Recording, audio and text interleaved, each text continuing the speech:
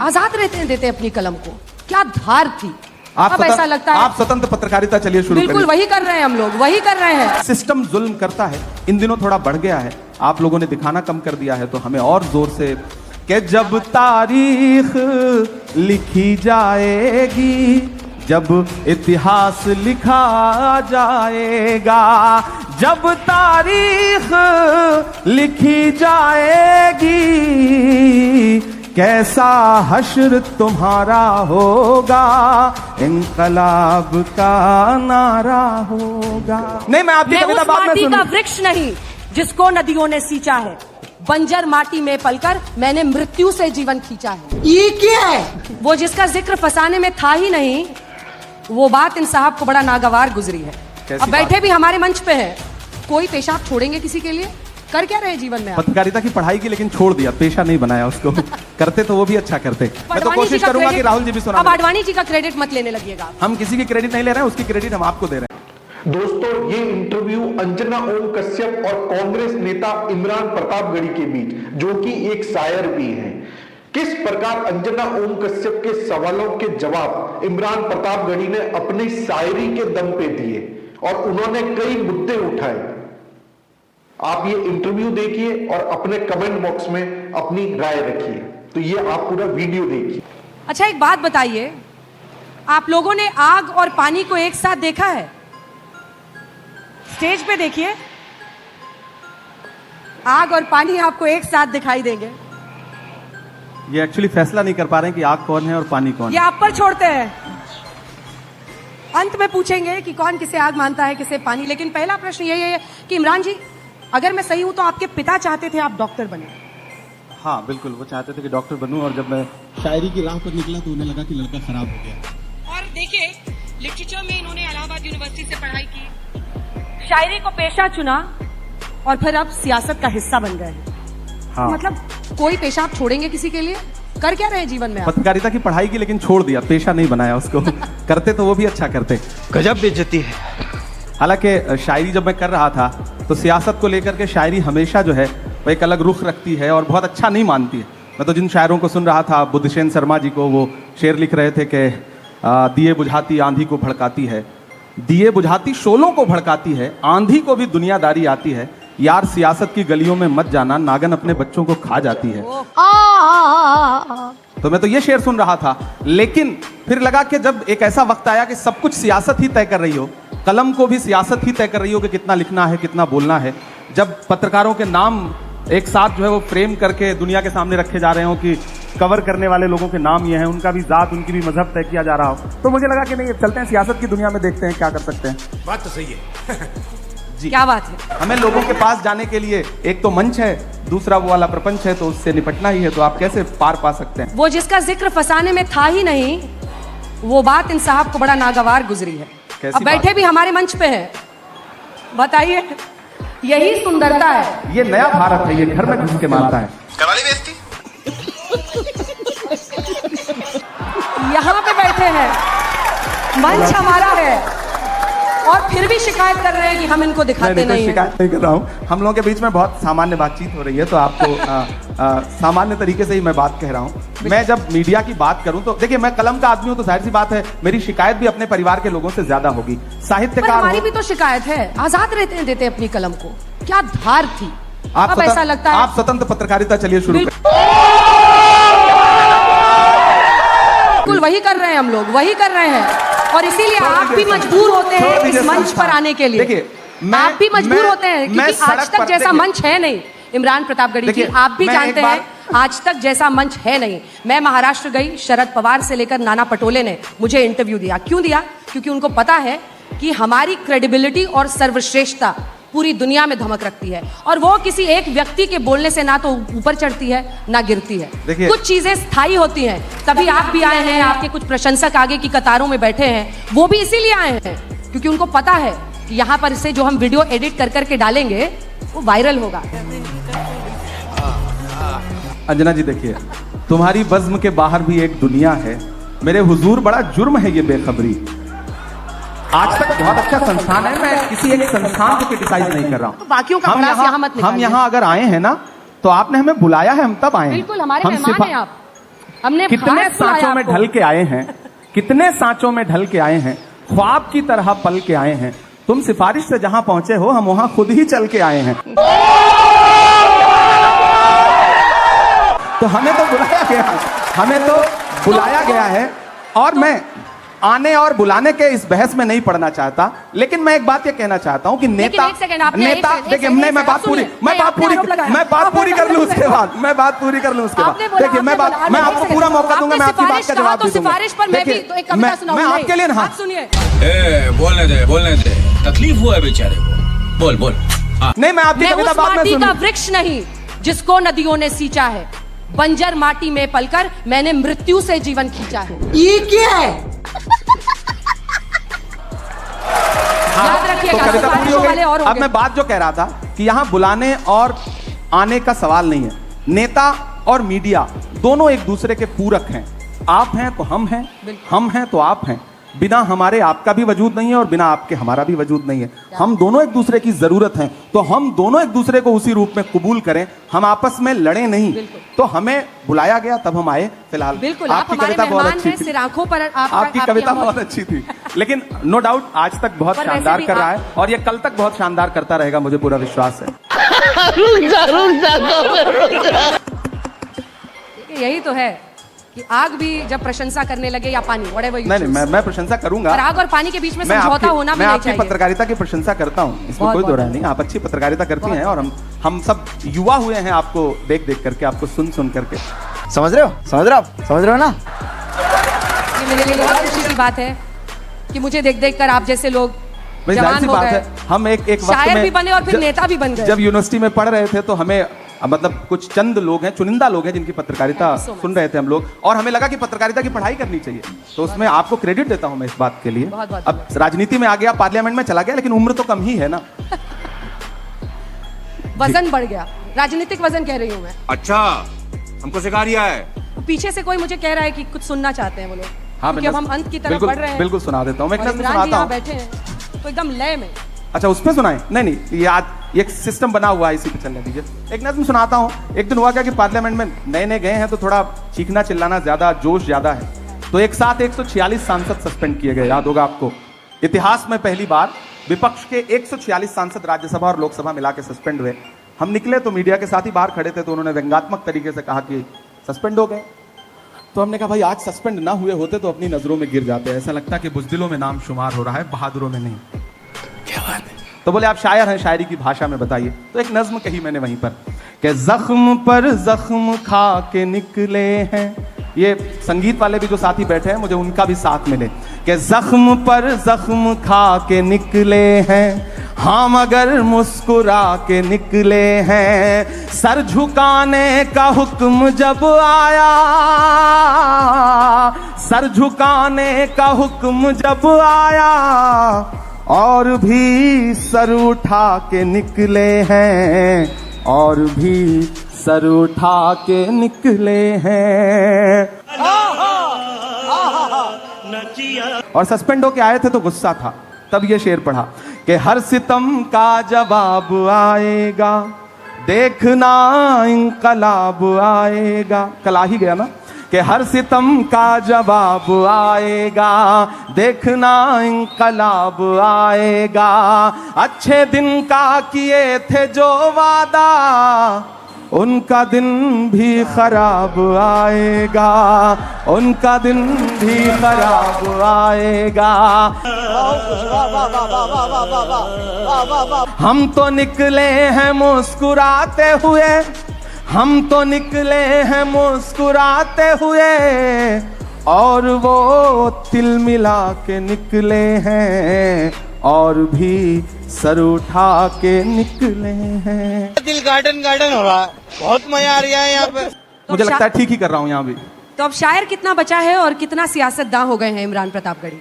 पूरा मैं कोशिश कर रहा हूँ कि शायर और सियासतदां कितना हो जाएं, उससे ज्यादा जरूरी है कि मेरे अंदर का इंसान कितना बचा हुआ है, मैं उसको बचाने की पूरी कोशिश कर रहा हूँ।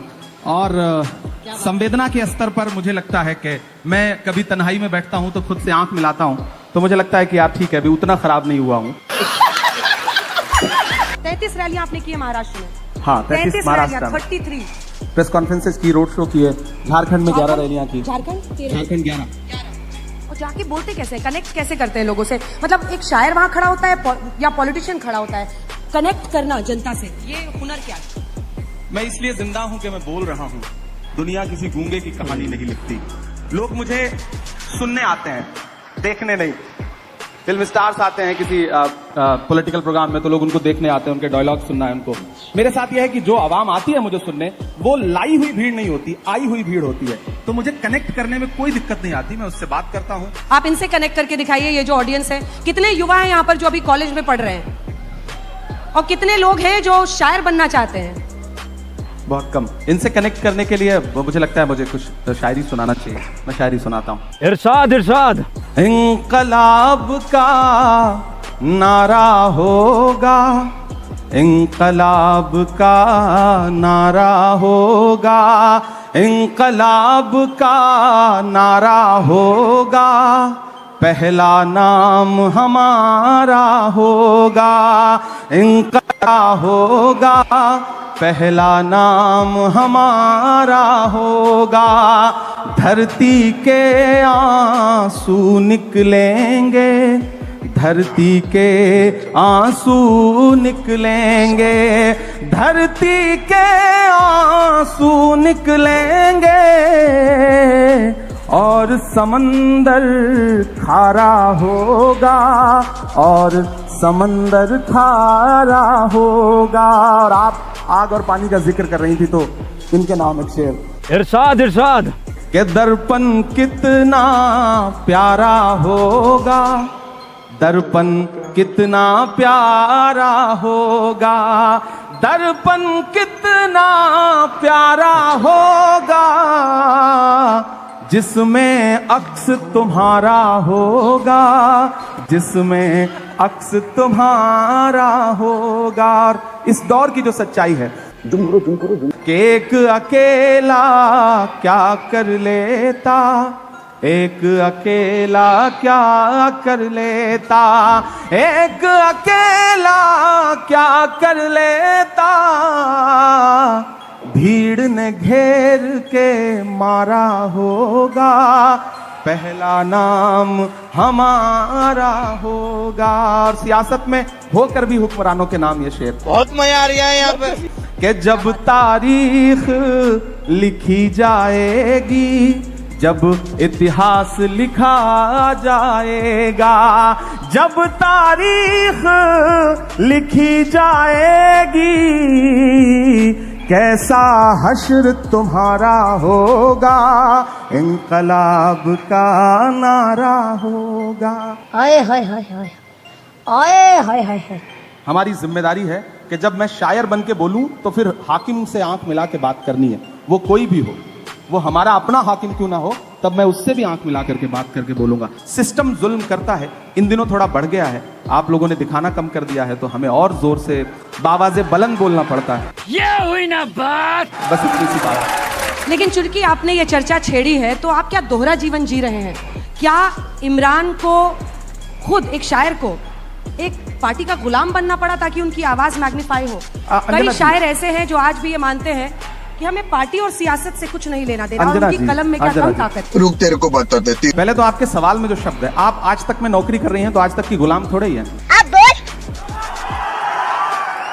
मैं एक पार्टी के साथ काम कर रहा हूं, हम किसी भी संस्थान के साथ काम करते हैं, संस्थान हमें सम्मान देता है, हम संस्थान की विचारधारा के साथ सहमत होते हैं, तब तक साथ चलते हैं। जिस दिन हमें लगेगा कि संस्थान हमारी विचारधारा से सहमत नहीं है, हमारी शर्तों को नहीं मान रहा है, उस दिन ये हो सकता है, मेरा अपना जो उसूल है कि मैं पार्टी तो नहीं बदलूंगा, राजनीति छोड़ दूंगा। हमारी अपनी एक दुनिया है। क्या राजनीति में आना जरूरी हो गया था इमरान? बिल्कुल जरूरी हो गया। बहुत सारे शायर ऐसे हैं जो मानते हैं कि अपनी कलम को आजाद रखना किसी भी एक पार्टी की विचारधारा से उनकी पूरी जिंदगी का लक्ष्य होता है। रुको जरा, सबर करो। नहीं, देखिए, आप जिस दौर में जी रहे हैं, इस दौर में अगर आप ये कह रहे हैं कि आप तटस्थ हैं, तो आप सबसे बड़ी सियासत कर रहे हैं। ये कहना कि मेरा सियासत से कोई लेना देना नहीं है, ये सबसे बड़ी सियासत है। जो भी ये कह रहा है वो सबसे बड़ी सियासत कर रहा है, वो अपने आप को सबका रखना चाहता है। और मेरा अपना मानना है कि या तो इधर खड़े हो जाओ या तो उधर खड़े हो जाओ। आज का दौर ऐसा है कि आप सिर्फ जुल्म को बुरा मत कहो, जालिम को बुरा मत कहो, जो अच्छा है उसका साथ भी दो। अब क्या है कि हमने फेसबुक पे एक पोस्ट लिख दिया, ट्विटर पे एक ट्वीट कर दिया, हमें लगता है हमने अपनी जिम्मेदारी पूरी कर ली। नहीं, हमें सड़क पर भी उनका साथ देना है। और अगर मैं संसद में भी गया हूं तो मैंने सबसे पहले यूनिवर्सिटी के बच्चों की फीस वृद्धि के खिलाफ संसद में जो पहली स्पीच की मैंने वो वहां पे की।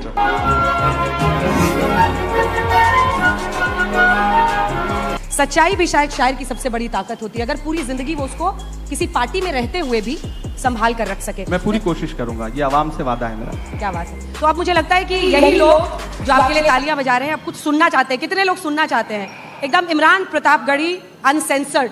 और भूल जाइए कि नेता हैं, भूल जाइए कि किस दरबार पे जाकर, मतलब किस पार्टी के साथ जाकर आपको काम करना पड़ता है।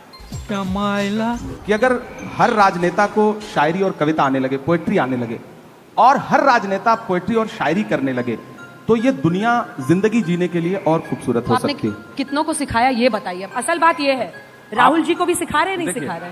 तेरा तो गेम बजाना पड़ेगा। मुझे लगता है कि मोदी जी भी शायरी सुनाते हैं कभी कभी। भाई कैसी लगी? सुषमा स्वराज जी थी तो बहुत अच्छे अच्छे अशार सुनाती थी। डॉक्टर मनमोहन सिंह साहब अच्छे अशार सुनाते थे। हाँ, लालू जी थे तो बहुत शानदार माहौल रहता था सदन का। अडवाणी जी ने भी कभी कभी शायरी सुनाई है। तो मुझे लग रहा है कि आने वाले दिनों में और कुछ लोग सुनाने लगेंगे। मैं तो कोशिश करूंगा कि राहुल जी भी सुना। अब अडवाणी जी का क्रेडिट मत लेने लगिएगा। हम किसी की क्रेडिट नहीं ले रहे हैं, उसकी क्रेडिट हम आपको दे रहे हैं। आगे स्वाद।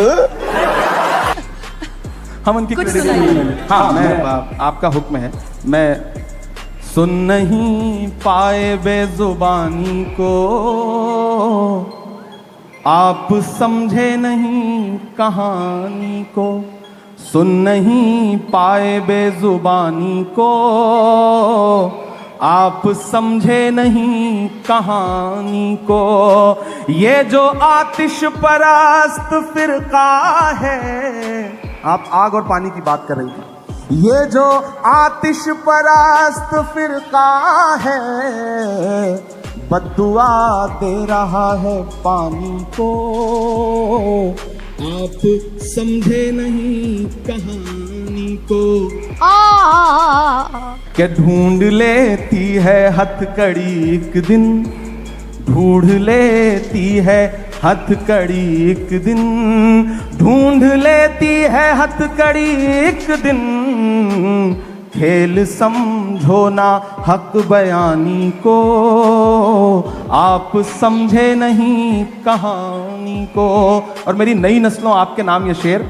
इरशाद इरशाद। कि आप चुपचाप जुल्म सहते हैं, आप चुपचाप जुल्म सहते हैं, आप चुपचाप जुल्म सहते हैं।